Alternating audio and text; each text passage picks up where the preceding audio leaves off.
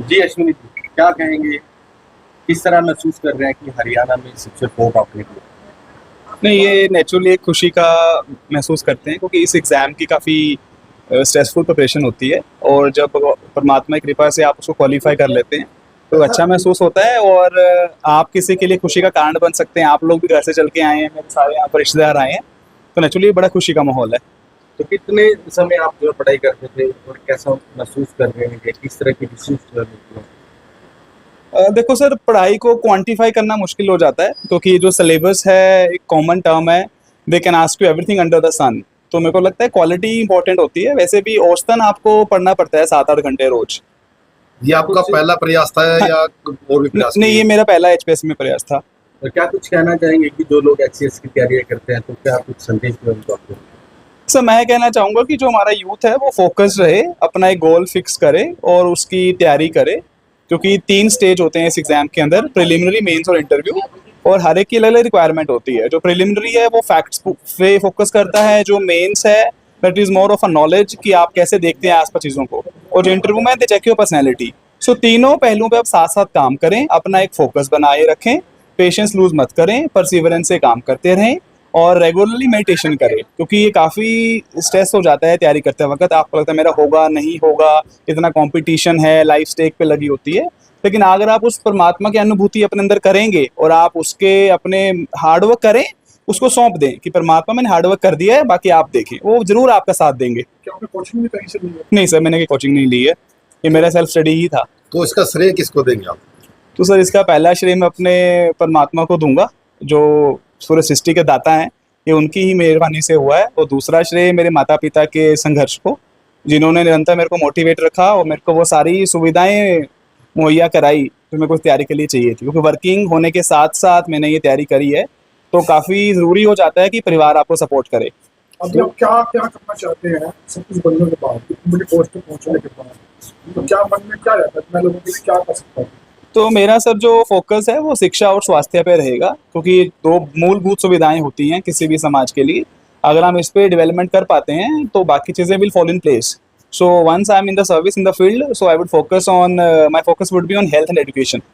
इसके बाद भी क्या कोई तैयारी आप करेंगे जिसमें से आपने अच्छे से जो है क्लियर किया है, जैसे ये तैयारी करते हैं? सर, ऐसा इंसान हमेशा आगे बढ़ता रहना चाहिए, उसको कुछ ना कुछ वो तैयारी में लगा रहे तो अच्छा रहता है, क्योंकि उसका माइंड ऑक्यूपाइड रहता है, उसको मोटिवेशन मिलती है। तो they always option open to go ahead in life. आपके बेटे ने हरियाणा में अच्छे सुबह टॉप किया है, क्या कहेंगे? देखिए कि जब बच्चा कोई इतनी उपलब्धि को हासिल करता है, पेरेंट्स को तो खुशी होती ही होती है, पर बट जो मीडिया के माध्यम से ये मैसेज हरियाणा में या गुल्लाचिका में या पेहवा में फैलेगा, तो जो पेरेंट्स अपने बच्चों को स्टडी के विषय में बच्चों को पढ़ा रहे हैं, या जो बच्चे पढ़ रहे हैं, या जो बच्चे इस एचसीएस में यूपीएससी में एग्ज़ाम की तैयारी कर रहे हैं, तो बच्चों को एक उत्साह होता है और पेरेंट्स को उत्साह आएगा। और इस उत्साह को देखकर मैं ये चाहता हूँ कि वो बच्चे भी इस पढ़ाई को पूरा कर करके और पूरी लगन के साथ स्टडी कर करके इस एग्ज़ाम को क्लियर करने की कोशिश करें। लेकिन मुश्किल कुछ भी नहीं होता, उस परमपिता परमात्मा का आशीर्वाद साथ में है, पेरेंट्स का आशीर्वाद साथ में हो और लगन से, सच्ची लगन से इसको पढ़ाई को करें। तो मैं तो यही कहूँगा कि अकेला अश्विनी गुप्ता नहीं, बहुत सारे हरियाणा से अच्छे बन के वो निकले स्टडी। तो थोड़ा सा इनके जान के बचपन में कैसे थे, क्या इनका एम था, थोड़ा सा बताइए। बचपन में ये थोड़े से नटखट थे, और होता क्या था कि जब ये मामा जी के घर पे इनका पेहवा में आना होता था और वहाँ जा कर के आना होता था। एक छोटी सी बात है, लेकिन वो हमारी पर्सनल लाइफ की ही बात है, लेकिन मैं शेयर करना चाहूँगा जो आपने नटखट की बात पूछी मुझसे। एक बार हुआ क्या, इनकी नानी जी थे, तो उन्होंने यानी कि मेरी वाइफ को इनकी मम्मी को शॉल दे दिया। तो उसने कहा कि नानी जी इनको क्यों दी है? तो कहते हैं कि मेरी बेटी तो दी है। कहते मेरे पापा जी तो उनकी लोई कौन देगा? तो उन्होंने इस तरीके से मांग करके उस लोई को भी एक्सेप्ट कर लिया। तो मतलब एक खुले दिल के बोल सकते हैं कि मतलब बोल देना, जो कुछ बोल देना, ऐसी बातें करते जैसे कोई बड़े एज के लोग बातें करते हैं। तो ये कौन से स्कूल से पढ़े हैं जी?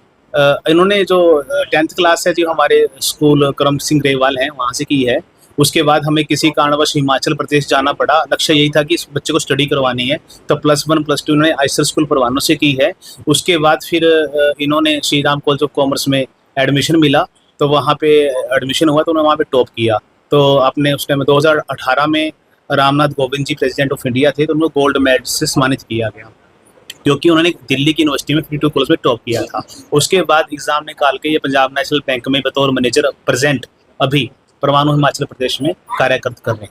तो युवाओं को क्या संदेश देंगे आप? युवा को मैं ये संदेश दूंगा कि पेरेंट्स का वो सपना वो साकार पूरा करें।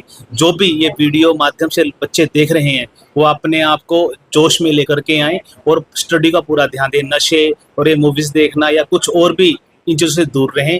वो कुछ पल के लिए अच्छी लगती हैं। आप कॉलेज में गए तो आपका एक लक्ष्य होना चाहिए कि मुझे कुछ कॉलेज से बाहर लेकर के आना है। ऐसा नहीं कि आप नशे की लत में हैं या पार्टियों की लत में हैं। वो ठीक है कि एंजॉय भी लाइफ में जरूरी है, पर बट जब आप सक्सेस होते हो तो लाइफ ऑटोमेटिकली आपको एंजॉय दे देती है।